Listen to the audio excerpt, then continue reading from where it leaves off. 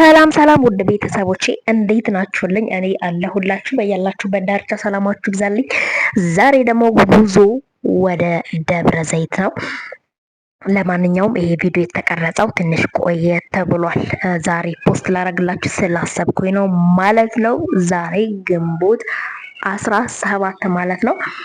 ከተቀረጸ ትንሽ ቆየት ብሏል። ሳምንት ምናምን ሆኖታል እና ያው ያለታ ስላልተመቻቸልኝ ነው ፖስት ያላደረኩላችሁ ማለት ነው። የመንገዴን ጉዞ ላሳያችሁ ብዬ ቀርጬ ነበረ።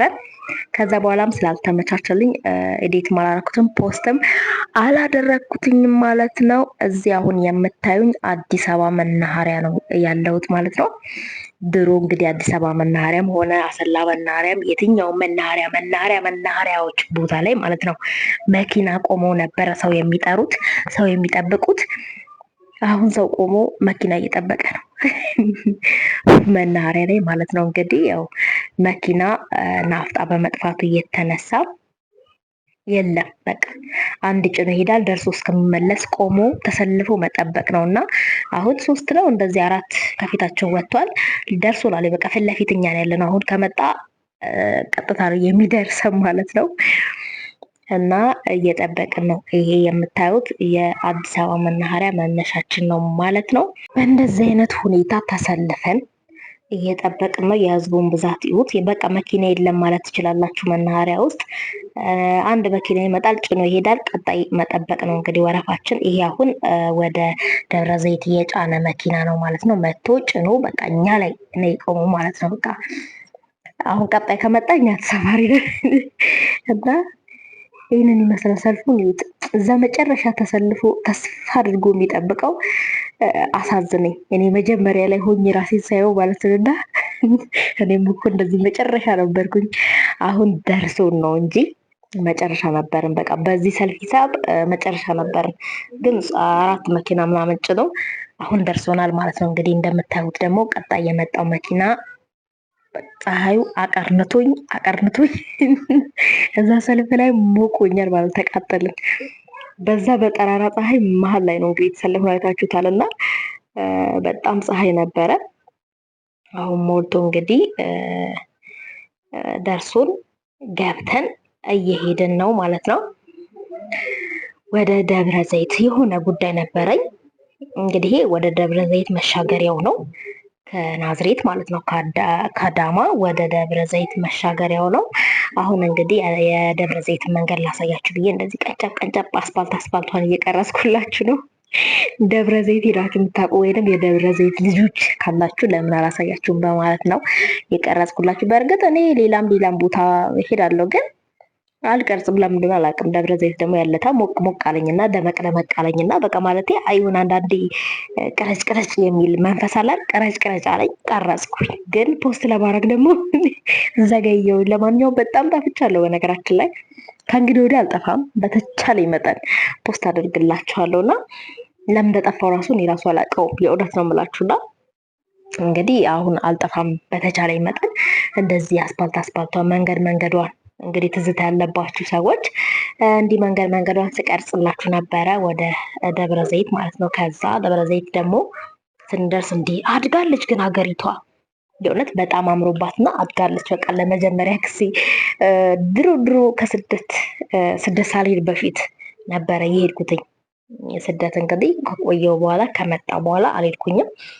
ያኔና አሁን ያለውን ለውጥ እንኳን ደብረ ዘይት አዳማ መላ ኢትዮጵያ ነው ያለው ሁኔታ የተለወጠውና እንግዲህ ለመጀመሪያ ጊዜ ነው ከስደት ከመጣው በኋላ ደብረ ዘይት የሄድኩትና እንግዲህ የመንገዱ ሂደት ይሄንን ይመስላል። ይሄ መውጫው ነው እንግዲህ እንደምታዩት።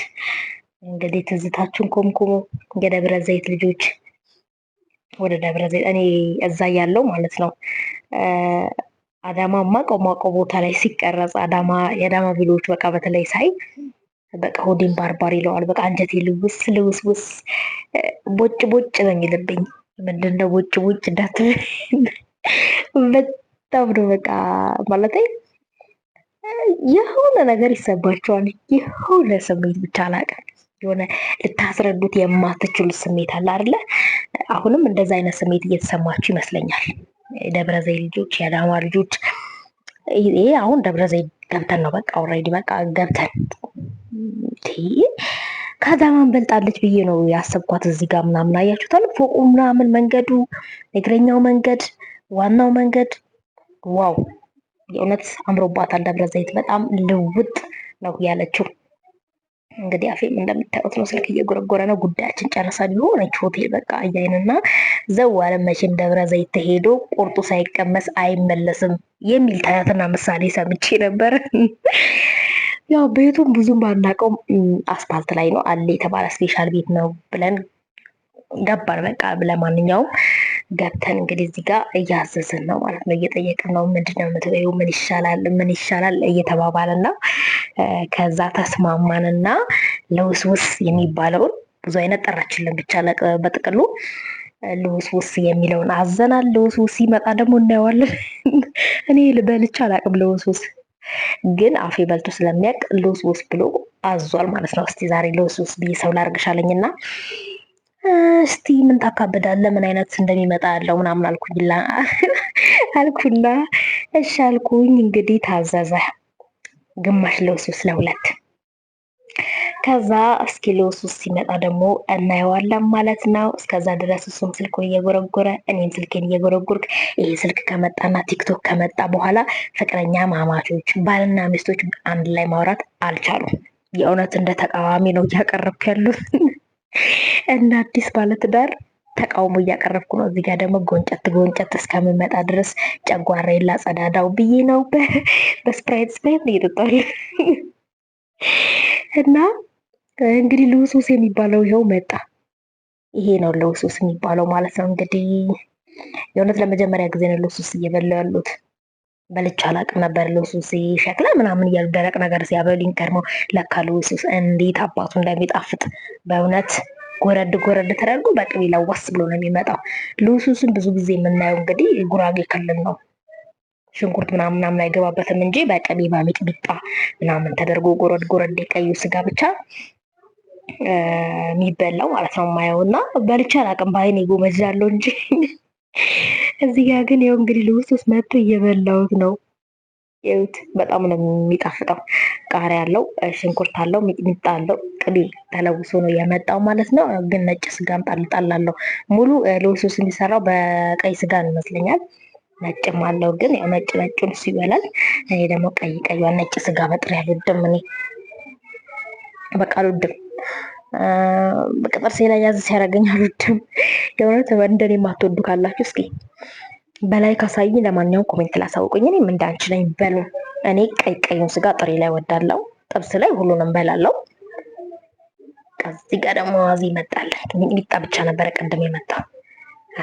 ሰናፍጭ ምናምን ወዳለው። በነገራችን ላይ በስጋ ሰናፍጭ ነገር ሲሰነፍጠኝ ነው የሚባለው። ደግሞ አማርኛ ተሳሳትሽ እንዳትሉኝ፣ አማርኛ እኔ ቀኔ ነው የምዘርፈው። ሲሰነፍጠኝ ሰናፍጭ በጣም ነው የምወደው። እዚህ ጋር በሰናፍጭ ሚጥሚጣና ሰናፍጭ መጣ። እንግዲህ በዚህ ጉርበስ አንቺ እኮ አጎራረስሽ ራሱ ሲያስጎመዥ በእውነት ዲምን አባቴ ላርግሽ። ሰነፈጠኝ። አያችሁ ባፍቼ መጣ። ለማንኛውም የደብረ ዘይት ውሏችን ይሄንን ይመስል ነበረ። ለሱ መጠጥ ነው። እኔ ግን ጨዋ ነኝ እንደምታውቁት፣ ለስላሳ ነገር ነው ብጠጣ። የእውነት እኔ ይሄ መጠጥ አይመቸኝም። ለማንኛውም በጥቅል ለምንድን አላውቅም፣ መጠጥ ጨጓራ የሳሳ መሰለኝ። በመዳሜ ጭቅጭቅ መጠጥ አልቻልኩም። ከስደት ከመጣ በኋላ መጠጥ ጨጓራ ልችል አልቻለም። አንድም ጠጣው ሁለት ጠጣው ያስመልሰኛልና በዛ ምክንያት የበላሁት ለምን ይከስራል በሚል ለስላሳ መጠጥ ብትን የሚያደርግ ነገር እንግዲህ እንደዚህ እየጠጣው አየርኩ እያገሳው ነው። ዘመናም ጠጥቶ ሳያገሳል። ለማንኛውም እያገሳው ነበረ። እዚህ ጋር እንግዲህ እንደዚህ አርግተን በላ ጎረስ አረግነው። ይሄንን ልውስውስ በጣም ነበረ የሚጣፍጠው። ማርያምን ፀሐዩ ደግሞ ፀሐይ ይምሰላችሁ በጣም ሙቀት ነበረ። እንግዲህ በእንደዚህ አይነት መልኩ እየተሯሯጥን በላን፣ እየተጎራረስን። በጣም ነው የሚጣፍጠው። በጣም ወደነዋል ደብረ ዘይቶች። በዚህ አጋጣሚ ስጋችሁ በጣም የሚገርም ነው። ጥሬ ስጋችሁ በቃ ሳይታኘክ ነው የሚዋጠው ማለት ይቻላል። ገና ሁለቴ ነው በቃ አኘክ ሳደርገው በቃ የሚሄደው ማለት ነውና አንዳንድ ጠንካራ ስጋ ለማይታኘክ በቃ ለጥሬ የማይሆን ነው የምትሉት ስጋው ምርጥ ነው። በጣም አሪፍ ነው። ወደነዋል። ገንዘቡም አሪፍ ነው። ክፍያው ክፍያውን በጣም ወፍራም ነው። የእውነት በጣም ጥሩ ነው ክፍያው። አበላሉም ጥሩ ነው። ጥሩ ነው ስላችሁ ያው ዋጋውም ከባድ ነው። ምግቡም ከባድ ነው። በቃ ይጣፍጣል። ምርጥ ምግብ ነው። እንግዲህ አበላላችን ደግሞ የተራበ በሉት በቃ አፈጣጥ። በነገራችን ላይ ግማሽ ያዘዝነው ግን ግማሹን በጣም በቃ መትረፍ የለበትም በሚል ነው። በቃ የገንዘቡ ከባድነት ነው በደንብ ያስበላን እንጂ በቃ አልቻልነውም። የእውነት በጣም ብዙ ነው። አሪፍ ነው ክፍያውም። ስጋውም በጣም ብዙ ነበር። የእውነት በጣም ብዙ ነው ስጋው እና ጥሬውን ሁሉ መብላት ጀመር። በጣም ከመጥገባችን የተነሳ ያለ እንጀራ ብቻው መብላት ጀመርን ማለት ነው። ያላር መጀመሪያ ተነግ ብስብሱ ከዛ ደግሞ ማለት የሆነ ተረት አለ። ባቄላ በጣም ርቡ ሰውየው ባቄላ ማሳ ገባና ባቄላውን ከናገዳው ምናምን አለ አይደለ ሲበላ ቆየና ጠገብ ሲል እየፈለፈለ መብላት ጀመረ። በጣም ሲጠግብ ደግሞ የውስጧን እንቡጧን እያወጣ መብላት ጀመረ። ገበሬው ሰውዬ ያለው ጠራውና እንደ መጀመሪያውም ሳይሆን እንደ መጨረሻውም ሳይሆን እንደ መካከለኛው ብላ አለበለዚያ ከጠገብ ውጣል። እና እኛ ደግሞ በእንጀራው በልተን ጠግበን ስለጠገብን ስጋውን ብቻ በቃኛል እሱ። ኧረ እባክህ ብላ ታገል ግድ የለህም እንደ ገንዘብ እኮ ነው ምናምን አልኩትኝ። እንግዲህ ጀመረ ጥሬውን ያለ እንጀራ ምናምን ብላ አልኩትና ያለ እንጀራ ጀመረ ማለት ነው። አቃጠለኝ። ሚጥሚጣው፣ ዳጣው፣ ሰናፍጩ አልቻልኩም። እዚህ ጋር አቃጠለኝና እያልኩ ነው። እና እንግዲህ ይሄንን እየመስል ነበረ። በጣም ይጣፍጣል። በእንጀራ ትተን ደግሞ እንደዚህ ብቻውን ስጋውን ለማንሳት ያህል መብላት ጀመርን። እና እንግዲህ እያልነው ነው እንደምታውቁት በጣም ነው የሚጣፍጠው። ማርያምን በጣም ምርጥ ልብስ ውስጥ ነው። በቃ ምርጥ ያችሁ ታበላለኝ። ቀይ ቀዩን እየመረጥኩ ነው። ነጭ ስጋ ከተውበታል። አርፍደናል መሰለኝ። በጠዋት ሲሆን የሆነ ስጋ ቤት በጠዋት ሲሆን እና ከሰዓት በኋላ ሲሆን ይለያል እንደምታውቁት ነው። እና ከሰዓት በኋላ ነው ጉዳያችን ከጨረስን በኋላ ልንመጣ ስንል ነው እየገባ ነው። ያው ምሳ ስላልበላን ምሳ እንብላ በሚል ሁኔታ ማለት ነው። እና በቃ ስጋ አለ፣ ያው ጮማ አለው። ይሄ አሁን ለምሳሌ ሞራ የሆነ ጮማ ሳይሆን ለጥሬ የሚቀርበው ጮማ አለ አይደል? እሱ አለ። ግን ያው እኔ ስለማልወደው እየመረጠው ነው ቀይ ቀዩን እንበላ። አሁን ብዙ አይወድም ግን ያው የከፈለው ሂሳብ ስለሆነ በልቶታል። መጨረሻ ላይ ግን ስላቃተው ነጭ ትንሽ ትቷል። ለማንኛውም በእንደዚህ አይነት ሁኔታ በላን ጠጣን። እዚህ ጋር ደግሞ እንጀራ እየጠበቅን ነው መሰለኝ። ነጩ ስጋ በዝም ብሎ አይበላም ማለቴ ያለ እንጀራ እሺ አይልም መሰለኝ። እንጀራ በእንጀራ ይሻለኛል ይኛውን በእንጀራ ነው የምበላው ብሎ እንጀራ እየጠበቀ ነው። ቆየችበት። ከዛ ጀመረ ደግሞ በጥሬው ያለ እንጀራ።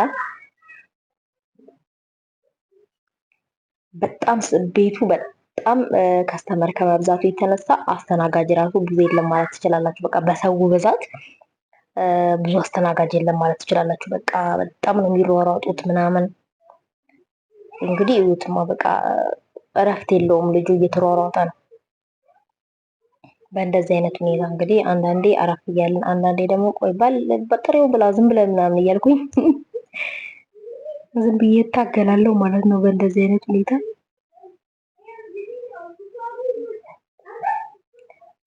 እኔ ያለ እንጀራ መብላት ጀመርኩኝ። እስካሁን አልመጣም ምናምን አለችን። ጠየቀችን ወይ ምናምን ብላ አዘነች። አሁን የፈጠነ ለእናንተ ለማመጣው ምናምን ብላ ሄደች። እዚህ ጋር እንግዲህ እንጀራው መጥቶ እኛም በልተን ጨርሰን ጠግበን እንደዚህ አይነት ሁኔታ ላይ ደርሰናል ማለት ነው። ሰላማችሁ ይብዛልኝ። ወዳችኋለሁ። ከኔ ጋር ቻው።